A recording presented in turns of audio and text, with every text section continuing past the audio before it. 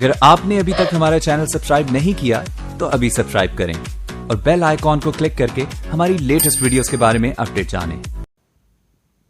बिस्मिल्लाहिर्रहमानिर्रहीम, अस्सलाम वालेकुम जी। तो आज की इस वीडियो के अंदर हम देखेंगे एक्सप्लेनेशन ऑफ इलेक्ट्रोलिसिस।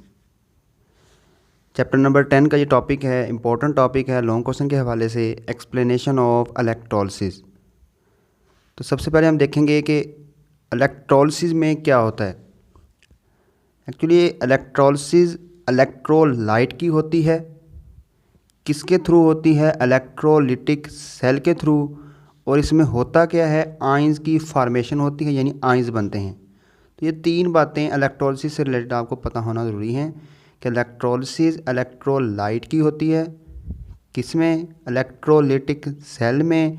और इसमें होता क्या है? आयन फॉर्मेशन, यानी आयंस बनते हैं। अब ये जो आयंस बनते हैं, ये आयंस फ्यूज साल्ट के भी बन सकते हैं और ये ions aqueous solution of salt के भी बन सकते हैं। आयंस फॉर्मेशन दो तरह से होती है, फ्यूज साल्ट की भी होती है और एक्वस सॉल्यूशन ऑफ साल्ट की भी होती है। अब इनको वन बाय वन देखेंगे कि फ्यूज साल्ट में जब आयंस फॉर्मेशन होती है उसका प्रोसीजर वर्किंग क्या होती है, और जब एक्वस सॉल्यूशन ऑफ साल्ट की आयन फॉर्मेशन होती है तो उसमें इलेक्ट्रोलिसिस किस तरह होती है जी। तो फ्यूज साल्ट का मतलब ये है कि आपने एक इलेक्ट्रोलिटिक सेल लिया है और साल्ट को आपने पिघला के उस सेल के अंदर इंटर कर दिया है, फ्यूज़ कर दिया है। अब इस केस के अंदर हमने साल्ट लिया है लेड क्लोराइड। अब जब हम इसको फ्यूज करेंगे तो ये अपने आयंस में कन्वर्ट हो जाएगा लेड आयंस, जिसको हम प्लम्बस आयन कहते हैं। ये पीबी के ऊपर, लेड के ऊपर अगर +2 वैलेंसी हो तो हम इसको प्लम्बस कहते हैं, और अगर +4 हो तो इसको हम प्लम्बिक पढ़ते हैं। वैलेंसी अगर +2 हो तो प्लम्बस, और अगर वैलेंसी +4 हो तो प्लम्बिक आयन। तो ये जी प्लम्बस आयन यानी लेड आयन और क्लोराइड आयन बने।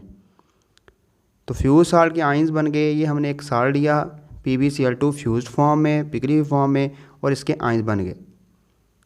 अब हमने देखना है कि रिएक्शन किस तरह होगा। अब देखें, एनोड है और कैथोड है। एनोड पे पॉजिटिव चार्ज और कैथोड पे नेगेटिव चार्ज।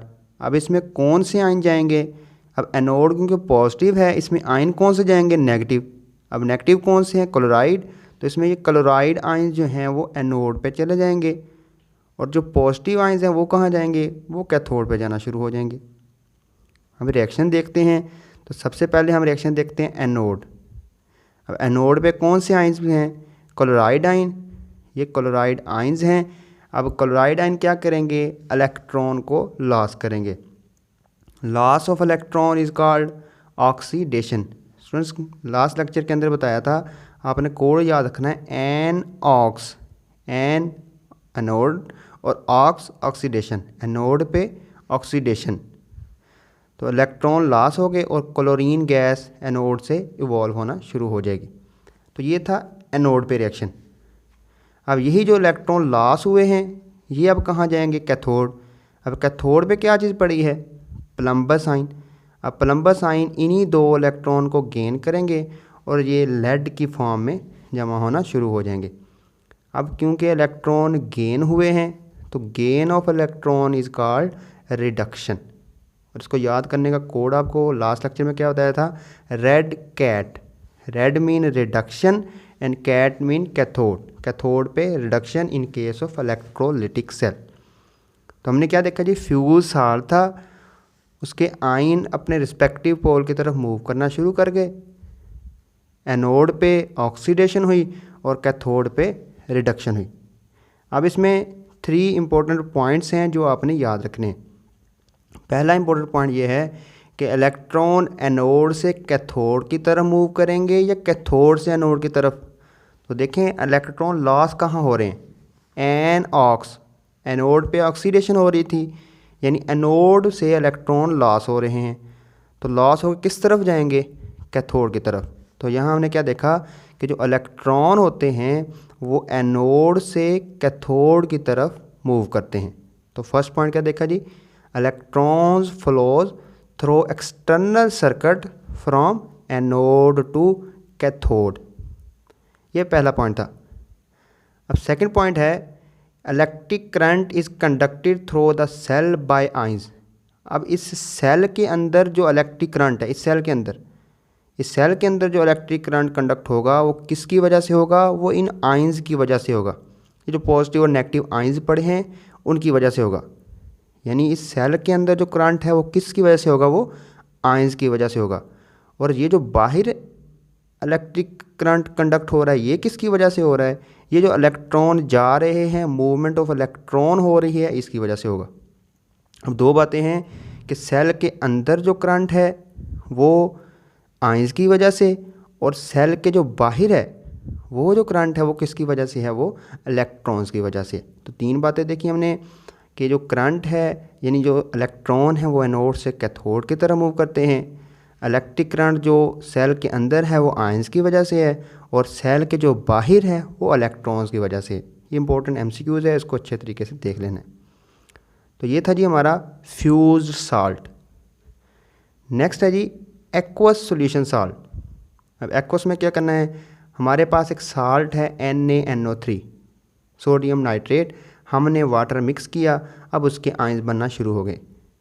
अब ये सोडियम नाइट्रेट के भी आयन बनेंगे और जो वाटर है उसके भी आयन बनना शुरू हो जाएंगे। ठीक है, सोडियम नाइट्रेट के भी पॉजिटिव और नेगेटिव आयंस और वाटर के भी पॉजिटिव और नेगेटिव आयंस। अब हमने देखने हैं इनके रिएक्शन।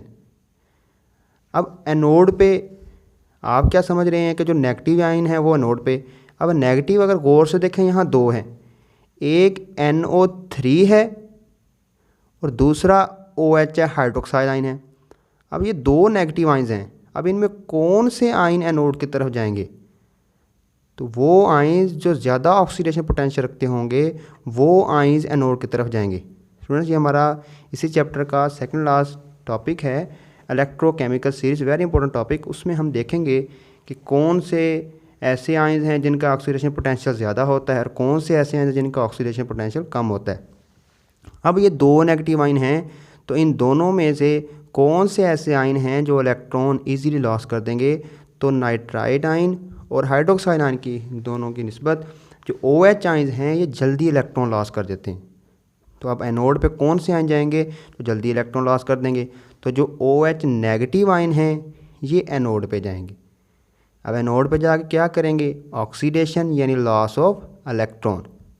तो OH नेगेटिव आयंस थे, इलेक्ट्रॉन लॉस करेंगे और ये हाइड्रोक्साइड फॉर्म में आना शुरू हो जाएंगे। क्योंकि इलेक्ट्रॉन लॉस हो रहे हैं तो ऑक्सीडेशन। अब जब इसी तरह OH बनते रहेंगे, जब 4 OH बन जाएंगे तो ये मिलकर क्या बना देंगे? ऑक्सीजन गैस और वाटर के मॉलिक्यूल। ये था जी एनोड पे रिएक्शन। OH नेगेटिव गए, इलेक्ट्रॉन लॉस हुआ, OH बन गए, और जब इसी तरह के 4 हाइड्रोक्साइड इकट्ठे होंगे तो ये क्या बना देंगे? ऑक्सीजन और वाटर का मॉलिक्यूल। जी, अब चलते हैं कैथोड। अब कैथोड पे देखिए नेगेटिव टर्मिनल है तो पॉजिटिव आयन जाएंगे। अब पॉजिटिव भी दो हैं, कौन कौन से? Na पॉजिटिव और H3O पॉजिटिव। अब देखना है कि इलेक्ट्रॉन इन दोनों में से कौन जल्दी पिक करता है। अब इसमें हाइड्रोजन क्योंकि स्मॉल साइज़ है इलेक्ट्रॉन को जल्दी पिक करेगा, तो ज़्यादा इसका रिडक्शन पोटेंशियल है। तो इस वजह से सोडियम और H3O पॉजिटिव में दोनों में से कैथोड पे कौन जाएगा जिसका रिडक्शन पोटेंशियल ज़्यादा होगा? अब इसमें कैथोड पे कौन जाएगा? H3O positive. ये कैथोड पे चले गए, यहाँ क्या करेंगे? ये जो एनोड पे इलेक्ट्रॉन लॉस हुआ था उसी इलेक्ट्रॉन को ये गेन कर लेंगे। तो ये इलेक्ट्रॉन को गेन करेंगे हाइड्रोजन एटम और वाटर मॉलिक्यूल। अब हाइड्रोजन एटम अपने दूसरे एटम से रिएक्ट करेगा और हाइड्रोजन मॉलिक्यूलर फॉर्म में आना शुरू हो जाएगा। तो यहाँ हमने क्या देखा जी कि एक्वस सॉल्यूशन ऑफ साल्ट, इसमें वाटर भी है और एक साल्ट भी है, दोनों के आयंस पॉजिटिव और नेगेटिव बनेंगे। अब जिसका पोटेंशियल ज़्यादा होगा वही एनोड पे जाएगा, जिसका पोटेंशियल ज़्यादा होगा वही कैथोड पे जाएगा। और इसमें इंपॉर्टेंट एमसीक्यू है कि एनोड पे कौन सी गैस रिलीज़ हो रही है? तो देखें जी, एनोड पे ऑक्सीजन गैस है और कैथोड पे कौन सी गैस हो रही है? कैथोड पे हाइड्रोजन गैस रिलीज़ हो रही है। तो ये था जी आज हमारा टॉपिक।